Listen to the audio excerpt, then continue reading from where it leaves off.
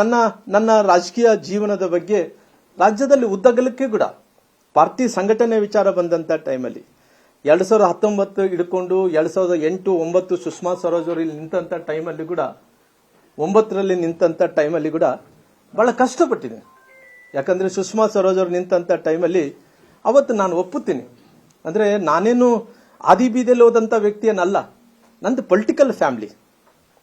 ನಾನು ಎಲ್ಲರೂ ಹೇಳದಂತೆ ಏನು ಇದ್ದಿಲ್ಲ, ಅವನು ಏನು ಕೂಡ ಅವರು ಕೈಯಲ್ಲಿ ಏನು ಇದ್ದಿಲ್ಲ, ದಾರ್ಯಾಗ ಅಡ್ಡಾಡ್ತಿದ್ರು ಅನ್ನೋದಕ್ಕಿಂತ ಅವತ್ತಿನ ಕಾಲದಲ್ಲೇ ನಮ್ಮ ಅವತ್ತಿನ ರಾಜೀವ್ ಗಾಂಧಿ ಅವರು ನಮ್ಮ ಮಾವನವ್ರ ಹತ್ರ ಮಾತಾಡ್ತಿದ್ರು. ಬಸವರಾಜೇಶ್ವರ ನಮ್ಗೆಲ್ಲರೂ ಕೂಡ ಅವತ್ತಿನ ಕೇಂದ್ರದ ಮಂತ್ರಿಗಳಾಗಿದ್ರು.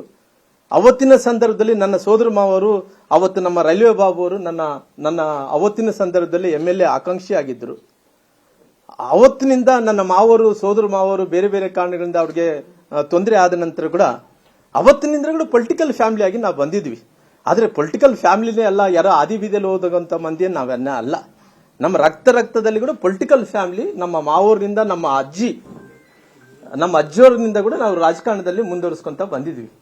ಹಂಗಾಗಿ ಎಲ್ಲೋ ಒಂದು ಕಡೆ ಇವತ್ತು ಹೇಳ್ತಾ ಇದ್ರು, ಎಲ್ಲೋ ಒಂದು ಕಡೆ ರಾಮುಲು ಅವರು 1999ರಲ್ಲಿ ನಿಂತ ಟೈಮಲ್ಲಿ ಅವತ್ತಿನ ಸಂದರ್ಭದಲ್ಲಿ ಏನೇನೋ ಘಟನೆಗಳಾಯ್ತು, ಯಾರನ್ನೋ ಕಾರ್ಪೊರೇಟ್ಗಳು ಏನೋ ಹತ್ಯೆ ಆಯ್ತು, ಅದು ಏನೇನೋ ಸುಳ್ಳಿನ ಮೇಲೆ ಗೋಡೆ ಕಟ್ಕೊಂತ, ಸುಳ್ಳಿನ ಮೇಲೆ ಕೋಟೆ ಕಟ್ಕೊಂತ ಬಂದಾರ.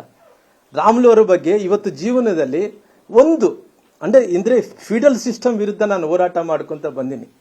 ಸುಮಾರು ಈ ಫೀಡಲ್ ಸಿಸ್ಟಮ್ ಅಂದ್ರಿಗಿನ ಯಾರ್ಯಾರು ದಬ್ಬಾಳಿಕೆ ಮಾಡ್ಕೊಂತಿರ್ತಾರೋ ಅವ್ರ ವಿರುದ್ಧವಾಗಿ ಎಲ್ಲ ಕೂಡ ನಾನು ಹೋರಾಟ ಮಾಡ್ಕೊಂತ ಬಂದಿದ್ದೀನಿ.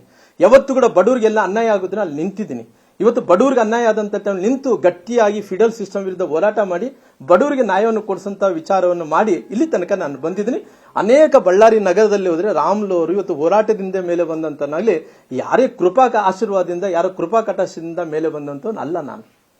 ಯಾಕಂದ್ರೆ ನನ್ನ ರಕ್ತದಲ್ಲೇ ನಾನು ಪೊಲಿಟಿಕಲ್ ಫ್ಯಾಮಿಲಿ ಆಗಿರೋ ಕಾರಣ ಇವತ್ತು. ಹಂಗಾಗಿ ಅವತ್ತಿನಿಂದ ಕೂಡ ಇವತ್ತಿನ ತನಕ ಕೂಡ ಅವತ್ತು ಸೋತಿರ್ಬೋದು, ಮತ್ತೆ ಗೆದ್ದಿರ್ಬೋದು ರಾಜಕಾರಣದಲ್ಲಿ, ಮತ್ತೆ ಇವತ್ತು ಸೋತಿರ್ಬೋದು, ನಾಳೆ ಗೆಲ್ಲಿಬಹುದು. ಅದು ಮುಖ್ಯ ಅಲ್ಲ, ನಮ್ಮ ಕ್ರೆಡಿಬಿಲಿಟಿ ಮುಖ್ಯ ಆಗುತ್ತೆ.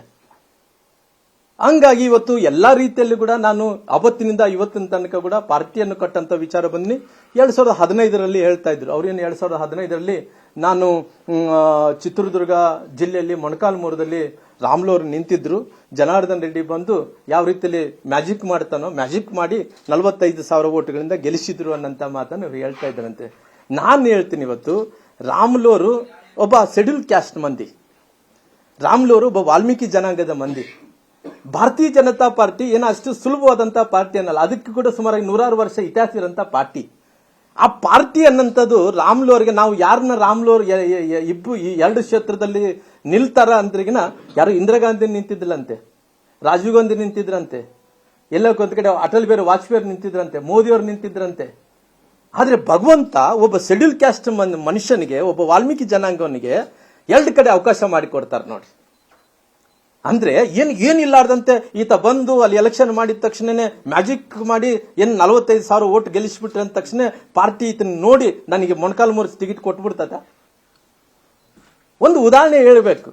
ಯಾಕಂದ್ರೆ ಇವತ್ತು ಒಂದ್ ನಿಮಿಷ ನಾನು ಮುಗಿಸ್ರಿ ಸರ್. ನಾನು ಇವತ್ತು ಎಲ್ಲ ಒಂದ್ ಕಡೆ ಮ್ಯಾಜಿಕ್ ಮಾಡಿದ ತಕ್ಷಣ ಅವ್ರು ಗೆಲ್ಸ್ಬಿಡಕ್ಕಾಗುತ್ತೆ. ಯಾರನ್ನು ಗೆಲ್ಸಕ್ಕಾಗಲ್ಲ, ಯಾರು ಸೋಲ್ಸಕ್ಕಾಗಲ್ಲ. ನಾನು ಇವತ್ತು ಬಹಳ ಕ್ಲಿಯರ್ ಆಗಿ ಹೇಳ್ತಾ ಇದ್ದೀನಿ. ಕನ್ನಡಿಗರ ಮೆಚ್ಚಿನ ನಿಮ್ಮ ನ್ಯೂಸ್ 18 ಕನ್ನಡ ಈಗ ವಾಟ್ಸ್ಆಪ್ ನಲ್ಲಿಯೂ ಲಭ್ಯ. ಕರ್ನಾಟಕ ಮತ್ತು ದೇಶ ವಿದೇಶದ 360 ಡಿಗ್ರಿ ಸುದ್ದಿ ವಿವರವನ್ನ ನೀವು ನಿಮ್ಮ ಕೈ ಬೆರಳುಗಳಲ್ಲಿಯೇ ಪಡೆಯೋದಿಕ್ಕೆ ಈ QR ಕೋಡ್ ಅನ್ನ ಸ್ಕ್ಯಾನ್ ಮಾಡಿ. ನಮ್ಮ ಚಾನೆಲ್ ಅನ್ನ ಫಾಲೋ ಮಾಡಿ, ನೋಟಿಫಿಕೇಶನ್ ಆನ್ ಮಾಡಿ.